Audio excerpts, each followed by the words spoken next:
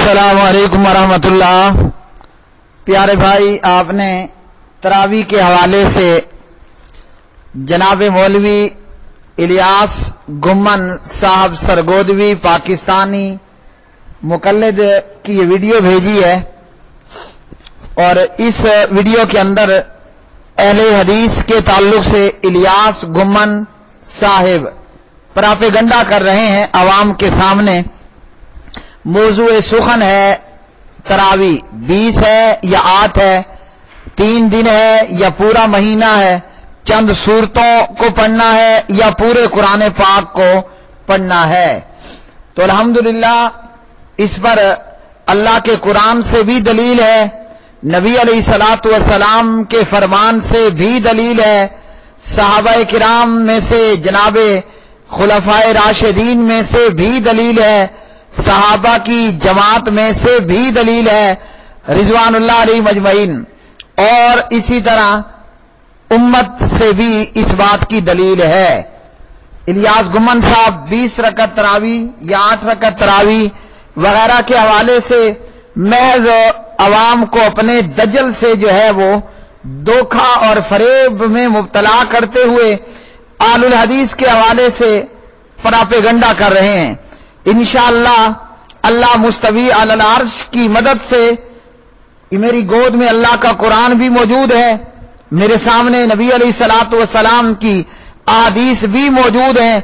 इंशाअल्लाह कुरान से, हदीस से, सहाबा से, उम्मत से इन तमाम सवालों का जवाब होगा कि तरावी पूरा महीना पढ़ना है, पूरा कुरान पढ़ना है, 8 रकत अदा करनी है, और अहले हदीस के नजदीक जनाबे उमर या सहाबाए किराम रिजवानुल्लाह अलैहि मजमईन का क्या मयार है, क्या रुतबा है, क्या मकाम है, क्या शान है, और अहले हदीस के 2 उसूल के अंदर जनाबे उमर और जनाबे सहाबाए किराम रिजवानुल्लाह अलैहि मजमईन का क्या किरदार है।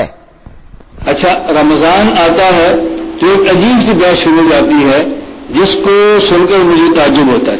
मैं कई बार तो अल्लाह से कहता हूँ कि मुझे बाज़ बातों पर ना बहुत ताज्जुब होता है। ताज्जुब क्या है कि तरावी पढ़नी है पूरा महीना, जो 8 कहते हैं वो भी, जो 20 कहते हैं वो भी, और तरावी पढ़नी है पूरा महीना जमात से, जो 8 कहते हैं वो भी और जो 20 कहते हैं वो भी।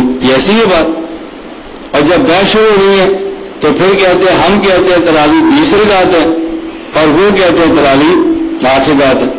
उनसे पूछो जी 20 क्यों है, वो कहते हैं 8 क्यों है, वो कहते हैं इसलिए कि अल्लाह के नबी ने 8 पढ़ी थी।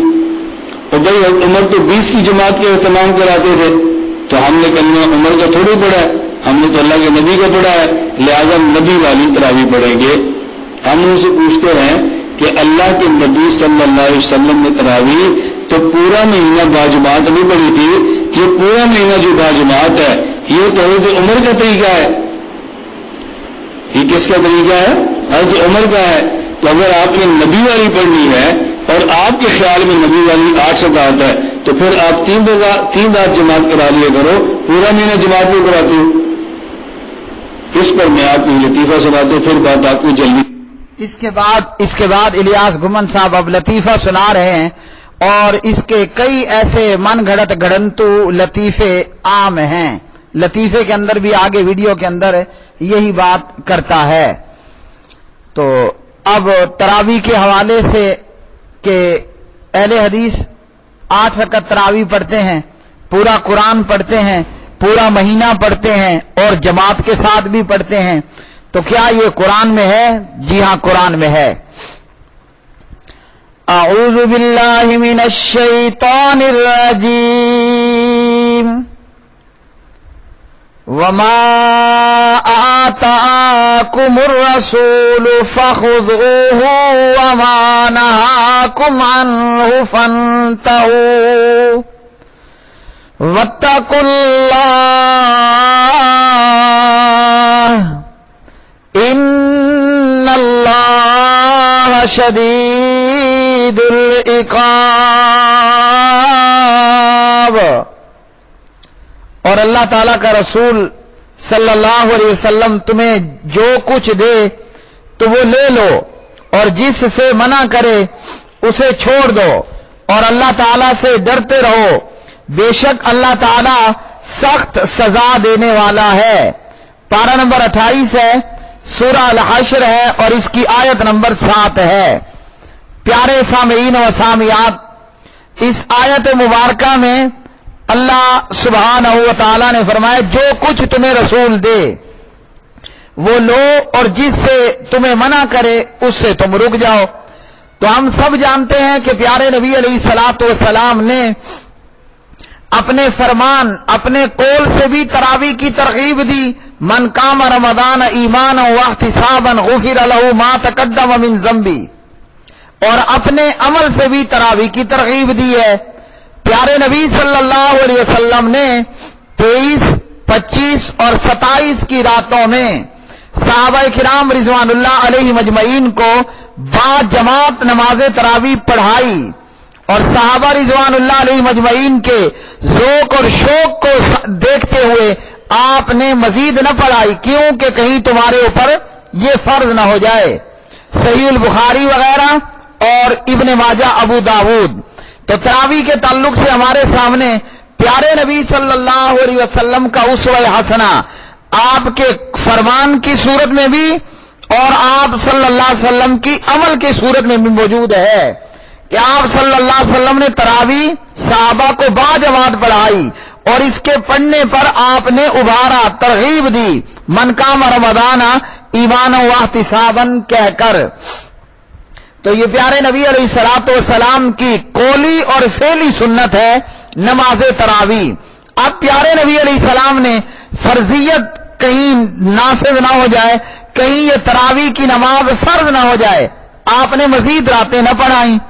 تو نہ پڑھانے کی وجہ کیا ہوئی کہ فرضیت کا خوف کہ کہیں یہ نماز بھی فرض قرار نہ دے دی جائے۔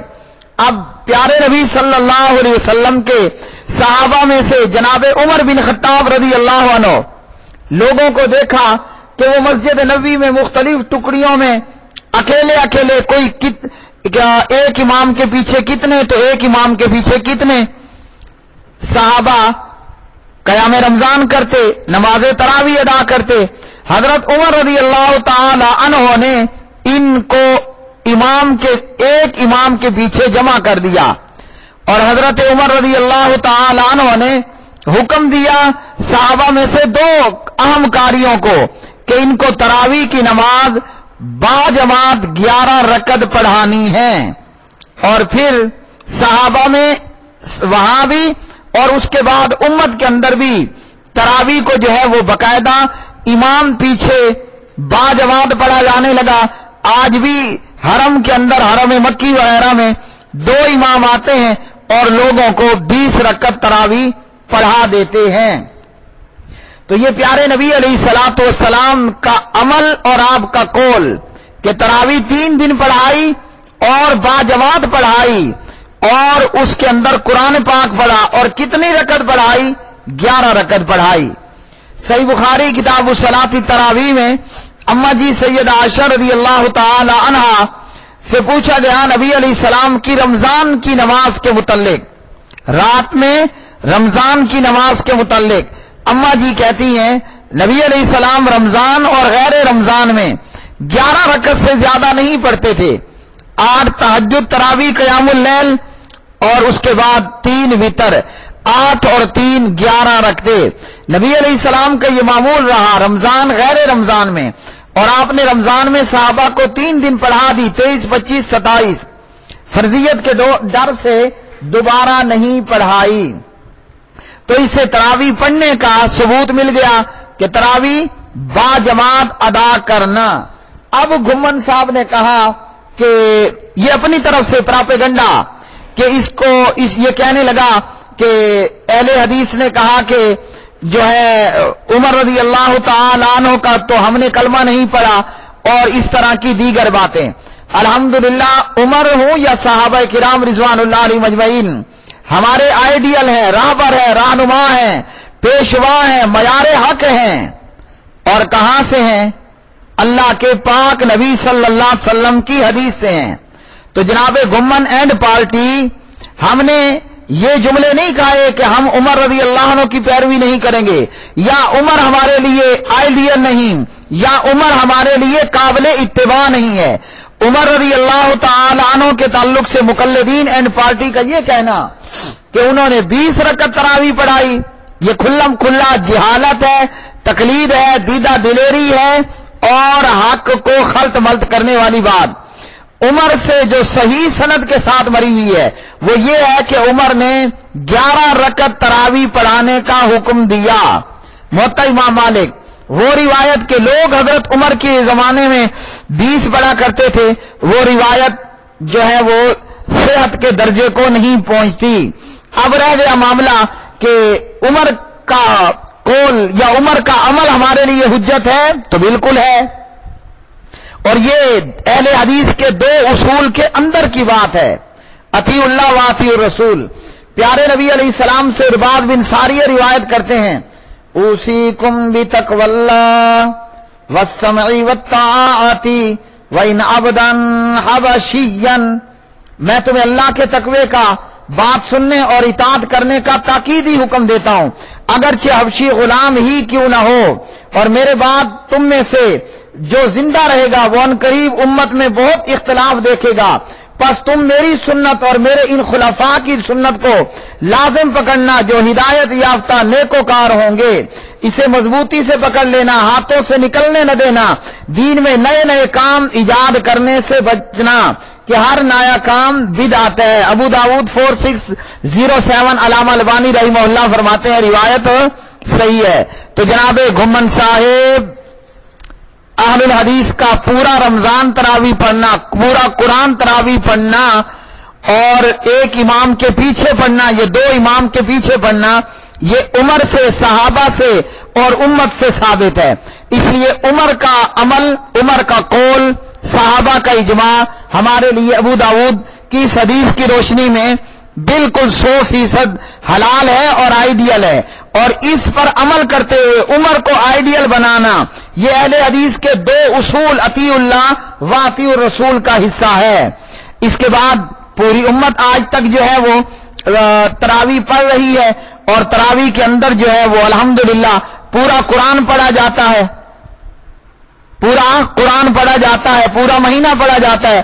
نبی علیہ السلام نے فرمایا میری امت جو ہے وہ گمراہی پر جمع نہیں ہوگی، اور آپ صلی اللہ علیہ وسلم نے فرمایا میری امت کا ایک گروہ ہمیشہ حق پر قائم و دائم رہے گا۔ صحیح بخاری حدیث نمبر 7311، اور اسی طرح ابن ماجہ 3950، اس روایت میں ان امتی لا تجتمع، یہ جملے صحیح ہیں۔